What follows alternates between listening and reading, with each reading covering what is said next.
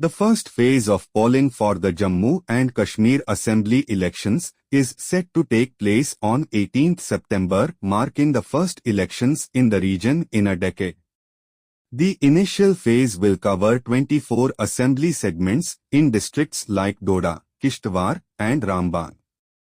Major political parties such as the National Conference, ANC, and Congress are contesting as an alliance, while BJP and PDP are fielding candidates independently.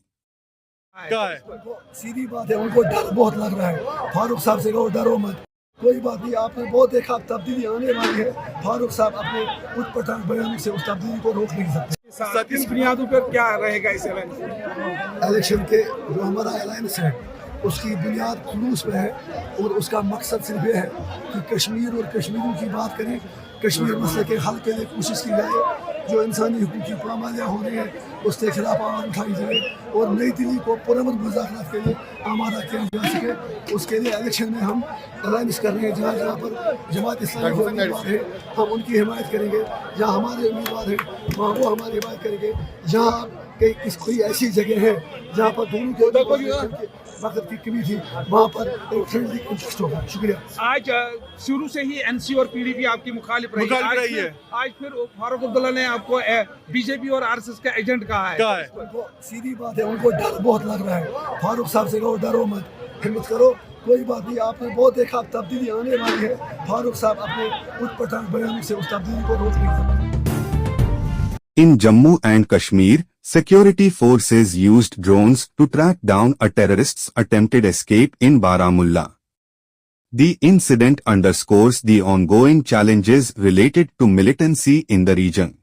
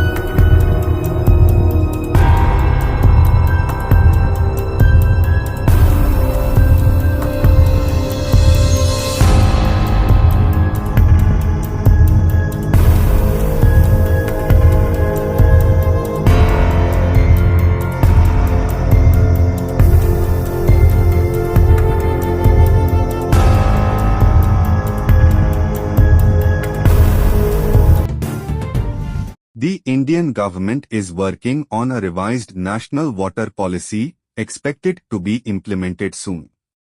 This comes as part of efforts to address the country's growing water management issues amid climate change and increasing demand.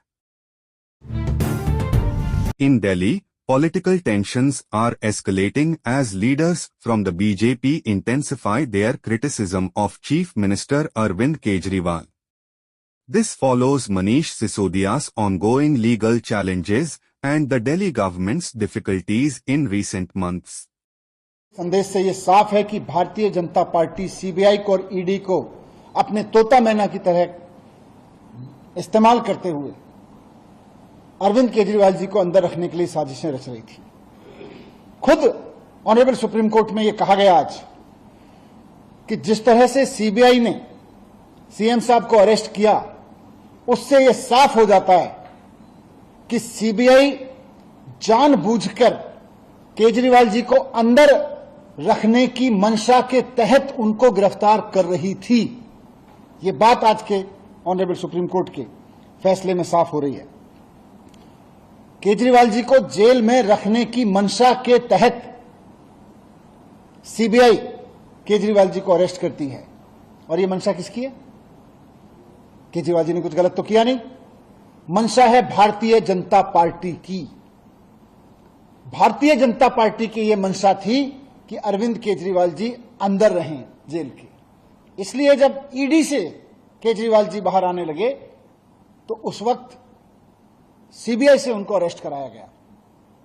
बहुत सोची समझी साजिश के तहत CBI ने किसी corruption में arrest नहीं किया, बीजेपी की मंशा से अरेस्ट किया है केजरीवाल जी को। यह बात हम कह रहे थे, आज ऑनरेबल सुप्रीम कोर्ट ने इस पे इसको सही ठहराया है कि सीबीआई ने बीजेपी की मंशा को पूरा करने के लिए केजरीवाल जी को उस वक्त अरेस्ट किया जब वो ईडी के केस से बाहर आने वाले थे। तो भारतीय जनता पार्टी को इस पर थोड़ा सा आत्मावलोकन करना चाहिए, शर्म महसूस करनी चाहिए इस बात के लिए कि इतना खुलेआम वो सीबीआई का दुरुपयोग कर रही थी। आज सुप्रीम कोर्ट में एक्सपोज हो गई है बुरी तरह से भारतीय जनता पार्टी। थोड़ा उनको माफी मांगनी चाहिए देश से, देश के संविधान से, बाबा साहब से माफी मांगनी चाहिए भारतीय जनता पार्टी को कि किस तरह से वो एजेंसियों का दुरुपयोग करके दिल्ली के एक चुने हुए मुख्यमंत्री को अंदर डालते हैं, एक कट्टर ईमानदार आदमी को अंदर डालते हैं, और फिर जब एक एजेंसी के झूठे मुकदमों से वो छूटने वाले होते हैं तो फिर दूसरी एजेंसी को लगा के उनको अरेस्ट करवा देते हैं। ये बात आज एक्सपोज हो गई केजरीवाल जी के संबंध में, मुकदमे के जो बेल के संबंध में उन्होंने दिया। और तीसरी बात हम सबके लिए बहुत सुखद यही है, जो मैंने पहले भी कहा कि लोगों का अरविंद केजरीवाल जी के प्रति बहुत प्यार है। लोगों का प्यार, भगवान राम की, हनुमान जी की कृपा और देश के संविधान का कवच, ये तीनों अरविंद केजरीवाल जी के साथ हैं। और जब तक लोगों का प्यार अरविंद केजरीवाल जी के साथ है, जब तक भगवान राम की, हनुमान जी की कृपा अरविंद केजरीवाल जी के साथ है, जब तक देश के संविधान का रक्षा कवच अरविंद केजरीवाल जी के साथ में है, केजरीवाल जी जैसे कट्टर ईमानदार आदमी का कोई कुछ नहीं बिगाड़ सकता। ये बात आज साफ हो गई। भाजपा के मंसूबों पे पानी फिर गया। वो लोग विपक्ष के नेताओं को जेल में डाल के सत्ता में बने रहना चाहते हैं, उनका मकसद ही ये है। उसका भी आदर करना है, लेकिन ये जो पिंजरे का तोता कहा है, वो पिंजरे का तोता बनाया भ्रष्टाचारी कांग्रेस ने था कोलगेट स्कैम में, और सीबीआई पिंजरे का तोता नहीं, सह सम्मान कहता हूं, आज बाज बन चुका है, भ्रष्टाचारियों को नोच रहा है, काट रहा है, और इसीलिए भ्रष्टाचारियों को दर्द हो रहा है। Well, it's a landmark judgment for the country, not only for Aam Aadmi Party, and the Honorable Supreme Court has highlighted the fact that nobody and no dictatorship can overshadow the constitution of this country. This country's constitution is supreme.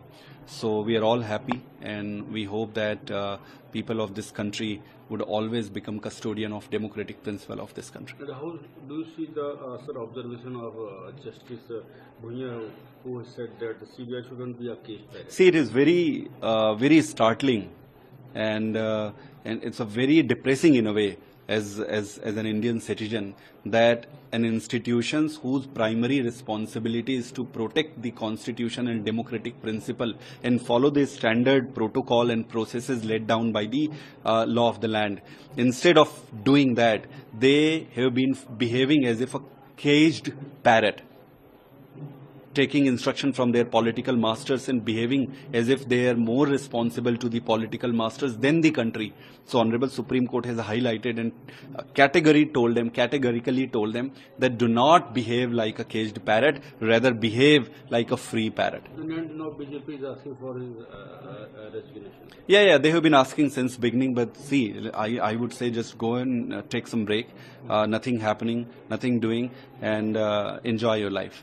आज माननीय supreme court ने दिल्ली के लोकप्रिय मुख्यमंत्री अरविंद केजरीवाल जी की रिहाई bell के संबंध में जो आज फैसला दिया है वो कई मायने में महत्वपूर्ण है।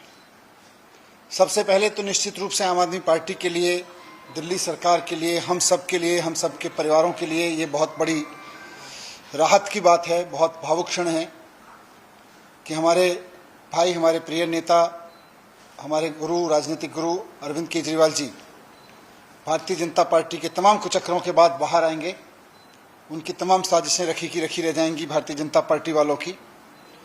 लेकिन साथ साथ बात सिर्फ केजरीवाल जी की जमानत की नहीं है।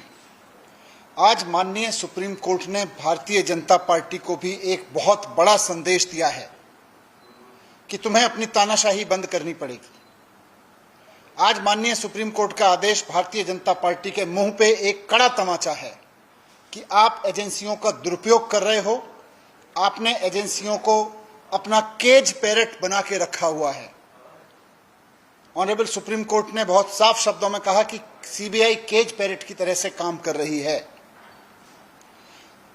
माननीय सुप्रीम कोर्ट का यह फैसला सिर्फ पार्टी, सरकार या व्यक्ति के लिए, हमारे लिए महत्वपूर्ण नहीं है। केवल देश के आम आदमी को ऑनरेबल सुप्रीम कोर्ट का साफ संदेश है, साफ भरोसा है कि आप चिंता मत करो, अगर कोई तानाशाही चलाएगा, अगर कोई एजेंसियों का दुरुपयोग करेगा तो देश का संविधान उसकी रक्षा के लिए है। देखिए, पूरे दिल्ली के अंदर खुशी है, सभी लोगों को बहुत बहुत बधाई। और अब दिल्ली के मुख्यमंत्री बाहर आ रहे हैं, अभी सभी लोगों के अंदर खुशी का माहौल है और इसने एक संदेश दिया है पूरे दिल्ली और पूरे देश को, तानाशाही कितना भी मजबूत है उसे एक दिन हारना पड़ता है। देखिए, सबसे पहले तो मैं दिल्ली वालों की और देशवासियों की ओर से कहना चाहूँगा, welcome back Arvind Kejriwal, we all missed you. एक लंबे संघर्ष के बाद आज दिल्ली के मुख्यमंत्री, दिल्ली के बेटे अरविंद केजरीवाल जी लौट रहे हैं। मैं दिल की गहराइयों से honourable supreme court of India का शुक्रिया अदा करता हूं, क्योंकि इस देश के न्याय के सबसे बड़े मंदिर ने आज अरविंद केजरीवाल जी को जेल की सलाखों से आज़ाद करने का फैसला सुना दिया है। अरविंद केजरीवाल सिर्फ एक नाम नहीं है, बल्कि एक ब्रांड है, एक सच्ची। The Indian stock market saw mixed movements today, with some major stocks like NTPC gaining while companies like Bajaj Finance faced declines. Investors are keeping an eye on global trends and domestic economic policies.